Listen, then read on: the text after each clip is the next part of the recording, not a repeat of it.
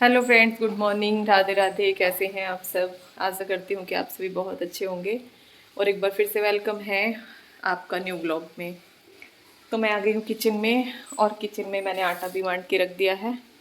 और ये रखी है कढ़ी, जो कि रात की कढ़ी मेरे पास रखी थी। मैंने सोचा कि इसी से काम चला दूंगी अब सुबह, लेकिन अभिमन्यु ने बोला मम्मी जीरा आलू बनाना, तो उसके लिए ये मैंने जीरा आलू बना दिए।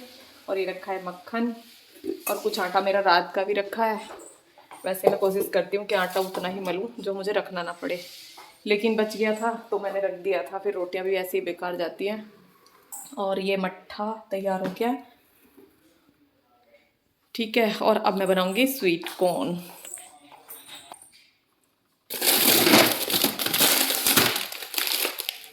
और अब इनको बनाऊंगी मैं भाप में, मतलब ऐसे पानी में उबाल के नहीं बनाऊंगी, भाप में बनाऊंगी। और बच्चे भी इन्हें बहुत पसंद करते हैं, और इनके लिए भी बनाने होते हैं क्योंकि ये जिम जाते हैं ना। तो कभी स्वीट पोटैटो खाते हैं, कभी स्वीट कॉर्न। तो अब करती हूँ मैं स्वीट कॉर्न तैयार। तो अभी आपको दिखाती हूँ। तो ये कॉर्न को मैंने निकाल लिया है फ्रीजर में से, और अब इसमें से मैं एक कटोरी बनाऊंगी बस। और इनमें ना बर्फ़ जमी हुई होती है, उसके बाद मैं इसको निकाल के धो के और तब बनने के लिए रखती हूँ। और मैं इनको ना भाप में ही उबालती हूँ। तो इनको भाप में ही उबालना चाहिए, नहीं तो इनकी जो मिठास होती है ना इनके अंदर, वो मिठास नहीं आती फिर। नहीं तो पानी में उबलने के बाद वो टेस्ट ही नहीं आता इनमें। तो मैं इस तरह से उबालती हूँ, जिस तरह से आपने पिछले मेरे वीडियो में देखा होगा। स्वीट पोटैटो जो शकरकंदी होती हैं उनको जिस तरह से मैं उबालती हूँ, तो उसी तरह से मैं इनको भी उबालती हूँ। तो पैकेट को मैंने स्टेपलर लगा के फ्रीजर में रख दिया है, और इनको मैं बनने के लिए रख दूँगी। और इनको बच्चे भी बहुत चाह कर खाते हैं। और ये हेल्दी तो होते ही हैं, जैसे कि इनमें फाइबर भी होता है, विटामिन ए विटामिन बी भी इनमें पाया जाता है। तो बच्चे इन्हें खाते भी बहुत शौक से हैं, बच्चे भी और बड़े भी, क्योंकि ये खाने में ना बहुत अच्छे लगते हैं। और हमारे लिए अच्छे भी रहते हैं, तो इसलिए ये आसानी से ना एक कटोरी दो कटोरी जितना मैं बनाती हूँ सब खाए जाते हैं। तो ये दोपहर में ही ज़्यादातर अब इन्हें खाएंगे, क्योंकि अब तो खाने का टाइम हो रहा है। और मैं इन्हें बना के रख दूँगी बस। तो अब तो मैं खाना ना कढ़ी से ही बनाती, लेकिन स्पेशली अभिमन्यु के लिए मैंने जीरा आलू बनाए हैं, क्योंकि वो उसने बोला था मम्मी जीरा आलू बनाना। तो इसलिए मैंने जीरा आलू बनाए हैं, नहीं तो कढ़ी भी उसे बहुत पसंद है, और घर में सभी ना कढ़ी बहुत पसंद करते हैं। तो रात में इसीलिए मैंने कढ़ी थोड़ी फालतू करके बनाई थी। मैंने कहा सुबह भी ये काम कर जाएगी, क्योंकि सभी खाते हैं अच्छे से। कढ़ी से खाना सभी अच्छे से खा लेते हैं। तो अभिमन्यु बोला तो फिर मैंने वो बना दिया उसके लिए जीरा आलू। और जीरा, अब जो भी कुछ बोलते हैं, देखो बच्चे बोले हैं, हस्बैंड बोले, तो हमें बनाना अच्छा भी लगता है। और उनको खुशी मिलती है जब वो खुश होते हैं ना उसे खा के, तो हमें भी खुशी मिलती है। तो इनकी खुशी में ही एक औरत की, देखो अपने बच्चों के, अपने हस्बैंड के साथ ही उसकी खुशी होती है। और जैसे वो खुश होते हैं तो बस वो उनसे ज़्यादा खुश हो जाती है। और मैं तो ना ज़्यादा से ज़्यादा यही चाहती हूँ, जब भी मैं खाना बनाती हूँ ना तो पहले पूछ लेती हूँ आप क्या खाओगे, आप क्या खाओगे। तो मेरा यही रहता है कि मैं ना सबकी पसंद के अकॉर्डिंग ही खाना बनाऊँ। नहीं तो खाना बनाने का क्या फ़ायदा, अगर मैं बना भी रही हूँ और किसी को वो पसंद नहीं है, तो मुझे लगता है कि बेकार है, क्या फ़ायदा हुआ बनाने से। तो इसलिए मैं सबकी पसंद से ही चाहती हूँ कि मैं उनकी पसंद के अकॉर्डिंग ही खाना बनाऊँ। तो ये देखिए, ये हमारे कॉर्न भी तैयार हो गए हैं। और नीचे वो पानी इतना उबल, मतलब उबल उबल के उस पानी की भाप में ही ये इतने अच्छे से बन जाते हैं। और खाने में भी बहुत स्वादिष्ट लगते हैं। तो कुछ लोग तो इस पे ना मसाला डाल के खाते हैं, और अभिमन्यु और सूर्य तो इसमें ना सॉस डाल के खाते हैं। तो मुझे तो ऐसे ही खाली अच्छे लगते हैं, मीठे मीठे से बहुत अच्छे लगते हैं। तो मैंने कान्हा जी को खाना भी दे दिया था, और सबका खाना हो गया। अब रह गया है सिर्फ मेरा खाना। तो मैं सारा पूरा किचन साफ़ करके उसके बाद ही खाना खाती हूँ। तो पहले मैं किचन साफ़ करूँगी। और हाँ, आज मुझे ना एक जो मेरी सिल्वर वाली कढ़ाई है, जो कि जो मैं ज़्यादा से ज़्यादा जो यूज़ होती है, तो मैं उसको साफ़ करूँगी। और उसको आज मैं साफ़ करूँगी, क्योंकि वैसे तो काफ़ी टाइम हो गया है उसे मुझे नीचे से साफ़ किए हुए। पहले तो मेरी कमर में भी बहुत ज़्यादा दर्द था, तो मैं उस पे ना ज़्यादा प्रेशर नहीं डाल पा रही थी, मुझसे नहीं हो पा रहा था। और उसके बाद ये त्योहार भी आए हैं, तो जो भी कुछ पकवान वगैरह जो भी बनता है वो उसी में ही बनता है, तो वो सबसे ज़्यादा यूज़ होती है। तो आज मैं उसको साफ़ करूँगी। बहुत ही आसान तरीके से देखती हूँ कि हाँ, अगर उस तरीके से आसान हो जाएगी तो फिर मैं ऐसे ही साफ़ किया करूँगी। आज तो बस एक्सपेरिमेंट करके देखती हूँ। तो ये बड़ी कढ़ाई मैंने ले ली है और उसमें पानी चढ़ा लिया है और उसमें डाल दिया है मैंने थोड़ा-सा सर्फ़, और सर्फ़ डाल दिया है। और ये कढ़ाई आप देख ही रहे हैं, नीचे से ये ऐसी हो रही है। तो इसको ना मतलब आसान नहीं होती है, जब मैं इसे साफ़ करती हूँ ना तो बहुत ज़्यादा ज़ोर लगाने पड़ते हैं। तो मैं सोच रही थी इस तरह से हो सकता है ये आसान हो जाए।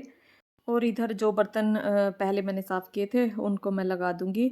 जो बड़े बर्तन होते हैं वो नीचे वाली ड्रॉ में मैं रख देती हूँ और बाकी अब मैं बर्तन साफ़ करूँगी। तो मेरे पास जो भी कमेंट आ रहे हैं, आपके व्लॉग अच्छे लगते हैं, हम आपके व्लॉग देखते हैं, तो उनके लिए बहुत बहुत धन्यवाद, दिल से शुक्रिया। और एक कमेंट और मेरे पास आया था, तो कल का जो वीडियो था वो उन्होंने देखा। तो उसमें उन्होंने बच्चों ने देखा कि बच्चे बोल रहे थे, अभिमन्यु की मम्मा तो पढ़ाई के लिए बिल्कुल डांटती नहीं हैं, ज़बरदस्ती नहीं करती हैं।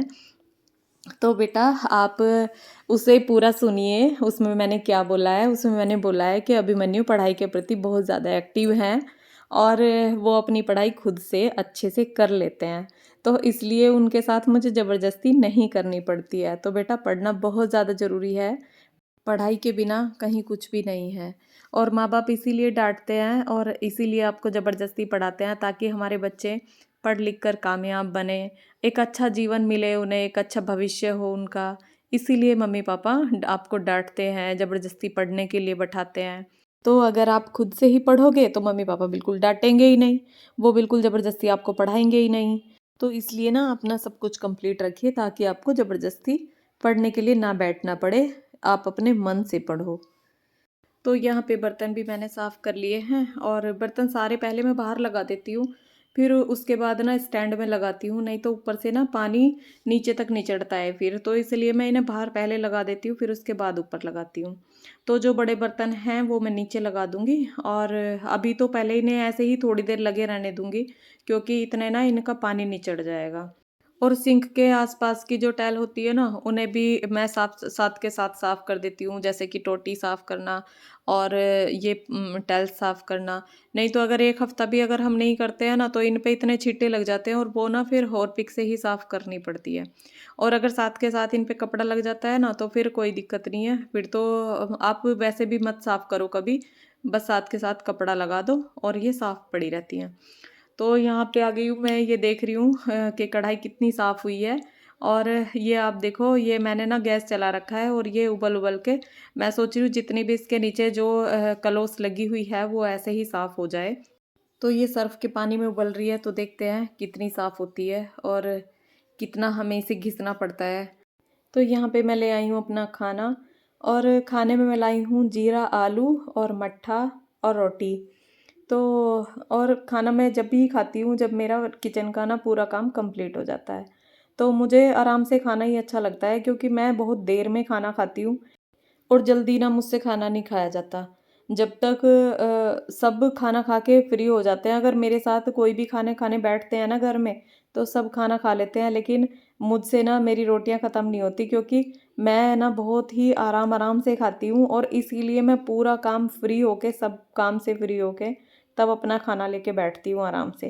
और मैं बहुत ही चबा चबा कर खाना खाती हूँ और चबाकर खाना खाना ना हमारे लिए बहुत अच्छा रहता है। और मैं तो दूसरों को भी कहती हूँ, जब मेरे साथ और भी बैठ के खाना खाते हैं तो मैं ये कहती हूँ, जल्दी मत खाओ, धीरे से खाओ, धीरे धीरे खाओ, चबा कर खाओ खाना।